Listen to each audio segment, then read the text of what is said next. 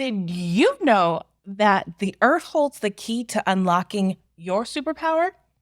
I mean, imagine feeling more balanced, energized, and just unshakable by tapping into the power of grounding. Yes, that's right. It's not just some spiritual woo woo woo stuff, it's actually backed by science and can completely transform the way that you manage your energy and navigate life from day to day.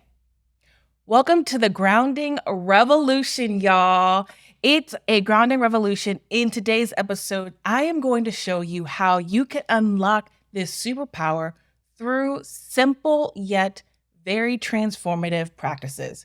By the end of this particular episode, you'll know exactly how to use grounding to elevate your energy, reduce your stress levels, and then reconnect to your true power. So, let's get started.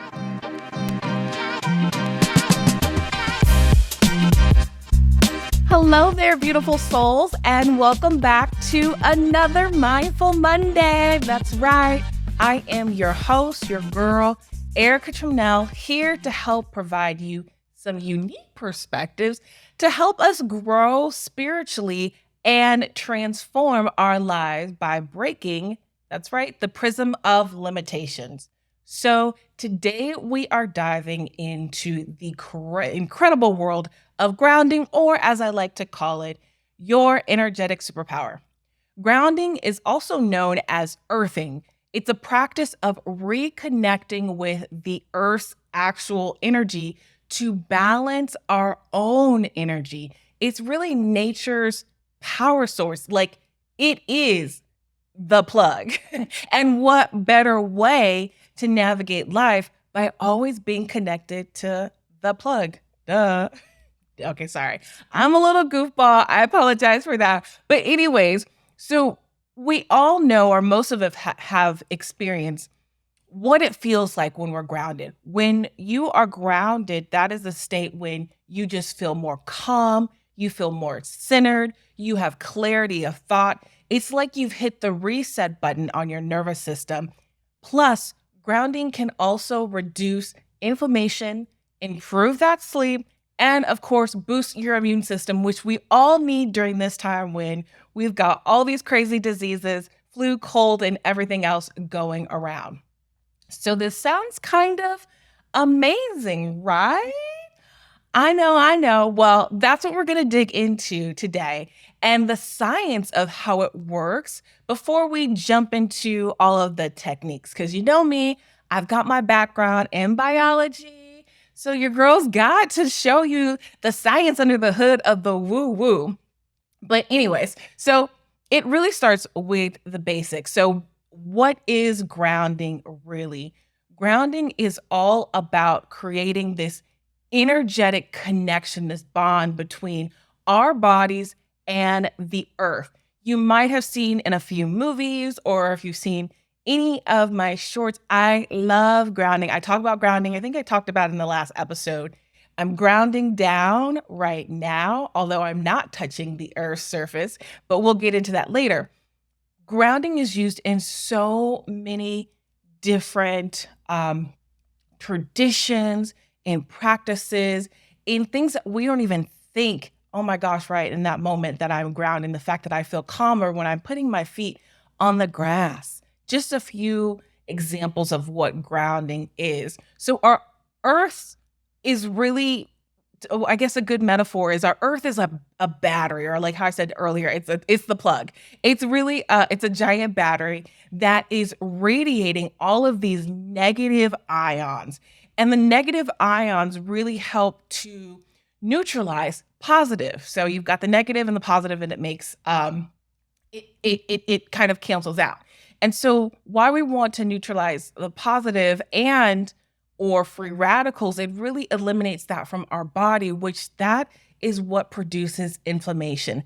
We get free radicals when we are dealing with electronics, our cell phones. I've got mine close by. So, of course, I probably need some of that negative energy. I need the negative ions to help reduce that, reduce the inflammation, reduce all of we all know the power of our electronics and that they're radiating chemicals all of the time, or radiating chemicals and different energies all the time. So our electronics, our environment, unfortunately, is quite toxic. So not just speaking from the perspective of physically toxic, what's in the air, what's in our water, or what have you, but just the environment ourselves, the people we surround ourselves with, can cause our mood to fluctuate because we're constantly responding and acting to different stimuli.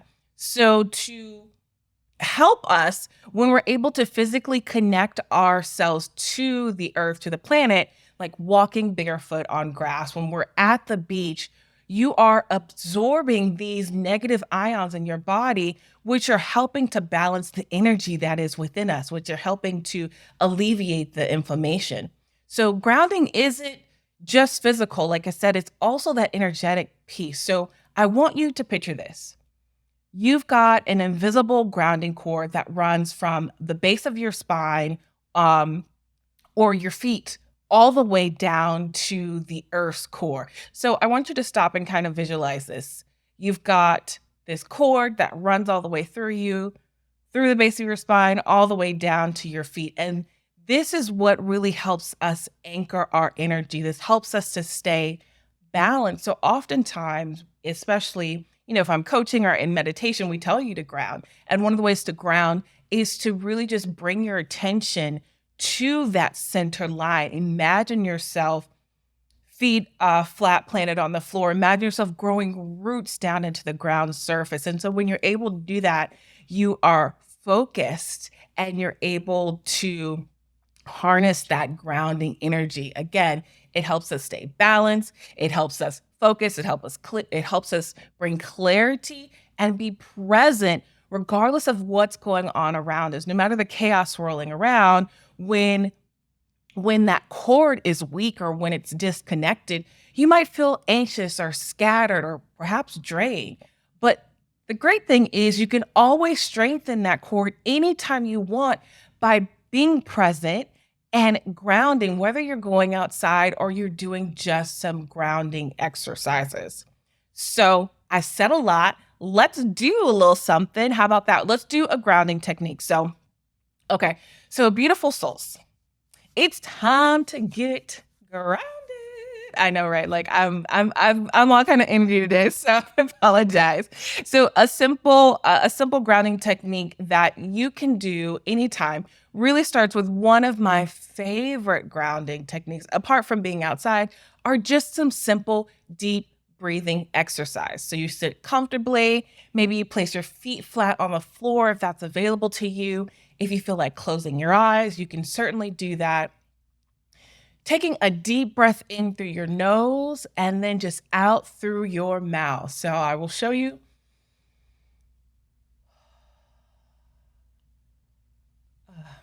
I feel grounded already. Now, the key to deep breathing is really the exhale. Because if you think about it, anytime you get scared, what do?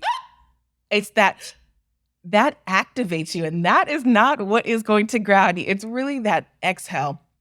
And typically what you want to do or try to do is get the exhale longer than the inhale. So as you breathe in, imagine your feet maybe growing, sinking heavy into the floor. Maybe imagine them growing roots into the earth.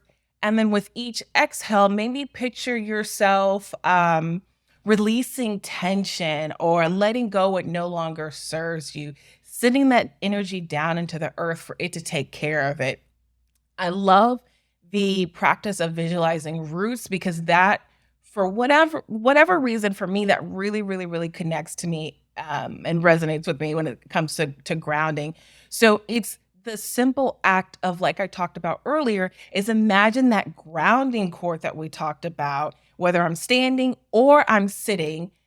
I can have my eyes open, I can have my eyes closed, but whatever's going to help me visualize that cord that goes really from the top of my head all the way down to the bottoms of my feet. And I'm growing roots. I'm literally imagining the energy, whatever is maybe troubling me, whatever is giving me anxiety, grounding it into the ground, anchoring myself, and then also drawing up the nutrients from the earth. Imagine yourself literally taking in, like roots do, taking in nutrients, taking in those negative ions to your body to help with the free radicals, to help with the positive ions that maybe need a little help there, help bring down the stress and inflammation in your body. The more you do this, the more you practice these techniques, the more they start to just become second nature, where it gets to the point where I will ground or do something that is grounding and not realize until I bring my awareness and focus to, oh yeah, I'm grounding. Maybe this was the trigger that needed me to ground. So you'll start to notice it becomes a way of how you move. If you think about the video that I had, I think it was right before New Year's, and I talked about the power of the pause. Think about grounding being that pause for you, because in that moment, you're soaking up whatever it is you need to make the best right next step for you.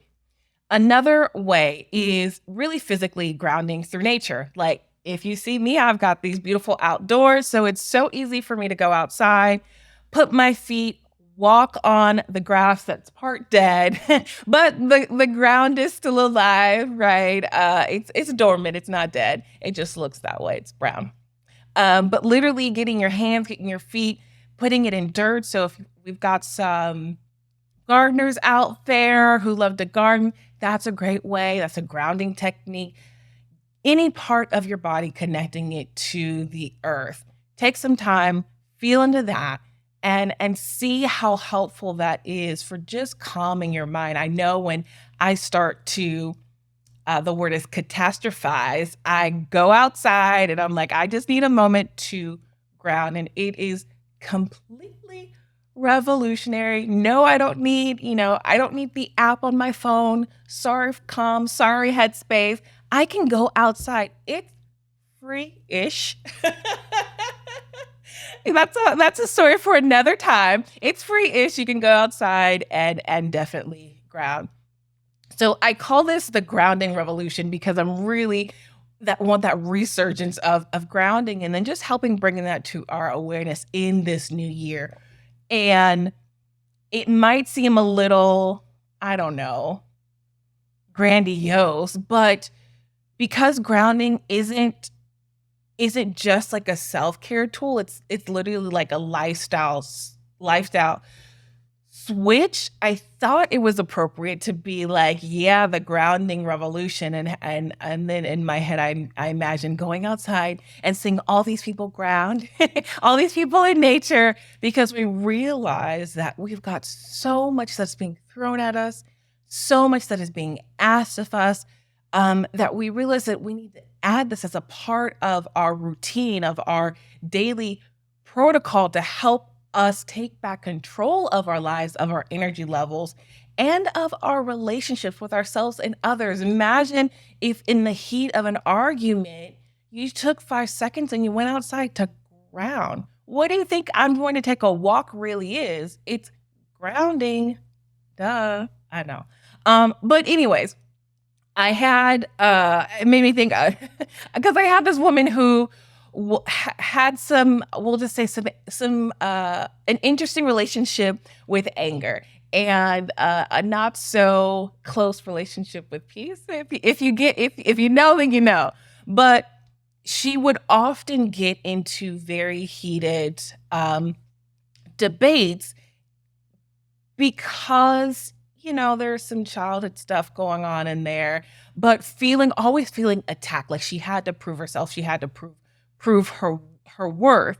And so one of the things that we were able to do is implementing a grounding technique for her before she got to the point where she, blew her gasket and said things that she shouldn't be saying or knew that she would regret later on in life. So this wasn't something that was affecting just her personal life. This was affecting how she interacted with coworkers on the job too, to where that it got to the point where she could have lost her job because she always just felt attacked, attacked, attacked. Of course, the first part of it is having that awareness that the trigger, whatever somebody says or whatever they do to where you feel attacked, that comes from a past experience.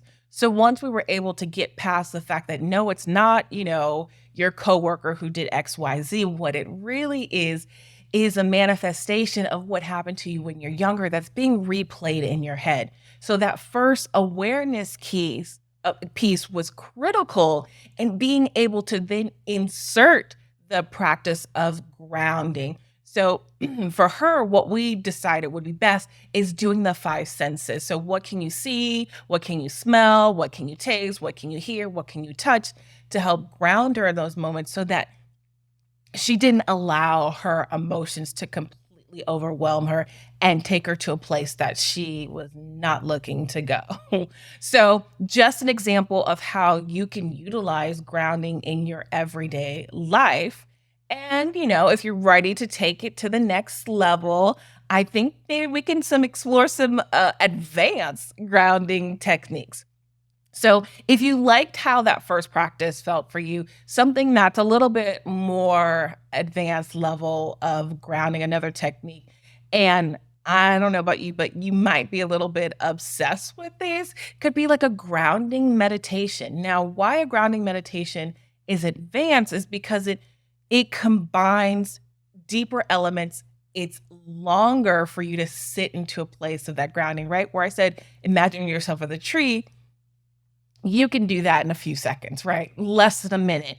You have that visualization, but to take that to the next level, it's like, okay, well, let's go into a meditation about you visualizing, I'm not sure, you visualizing you growing roots like a tree and extending the time, because you're now training your brain to go into that alpha state for a longer period of time, which can happen with practice. So again, baby steps, figure out where you are, figure out what works with you, and then maybe take it to the next step.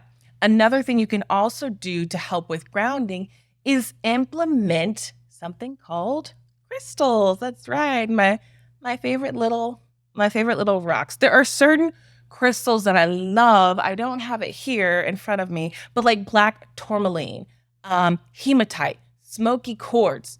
These are all great grounding tools to keep with you. I often carry crystals in my purse. There's some of us who carry hot sauce, and then there's some of us who carry crystals, and then there's some of us who honestly carry both. But you didn't hear that from me. So having crystals, holding on to them. Ladies, I know some of y'all like to put them in your bra. If you have waist beads, you've got crystals on your waist beads. Having that energy around you helps to ground you. Using them, of course, in a meditation, and a grounding meditation is another way to take your grounding to the next level. Stones have an energetic field and frequency, and what they do is they help remind us of that particular frequency, so we're able to attune to that level of grounding. So some ways that you could, let's say, incorporate some of these things in your everyday life. Obviously, you could walk around and with crystals. That's an easy way. You could take grounding breaks, stepping outside, breathing deeply, putting your feet in the grass. Think about your lunch break. Maybe part of your time is eating, the rest of your time is going outside, taking breaks. I love when I can. I am not the best at this. After meetings, especially because I'm, digital most of the time, I love planning in moments of grounding after a meeting. So in between meetings, so that way I can run outside barefoot, or I can do a quick grounding reset before my next meeting. So that way I approach it with my full self, fully resourced, ready to go. Excuse me. So by adding these, whether they're the simpler techniques or adding some more advanced, complicated grounding techniques, you're able to really amplify the power and the benefits of grounding, of the earth's beautiful, beautiful, beautiful low energy. I bet you didn't know that. Yes, we need that low energy that the earth has for the grounding. So there you have it. This is the grounding revolution. And I guess it is televised, kind of. But anyways, just to recap, the 5 key grounding techniques that you can utilize, of course, deep breathing, simple, easy grounding exercise, visualizing, I can't say it, visualize the fact that you've got roots growing out of you, not roots that somebody put in you. That's a whole nother thing.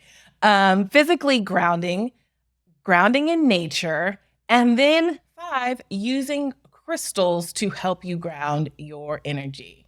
Now, if you are up for a challenge, which sometimes I am, I practice this throughout the week, whether it's a minute, 2 minutes, a few seconds, go outside, walk barefoot, get you some crystals, go to the crystal store, ask the crystal girlies what crystals you should get.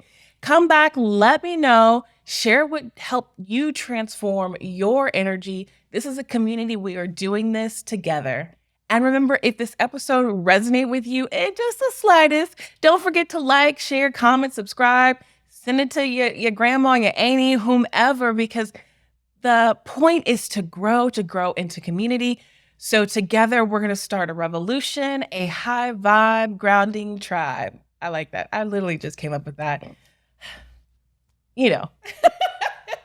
Until next time, I'm your girl, your host, Arika Trimnell, the Mindful Mistress, reminding you to root down and rise up. Stay in your highest vibration.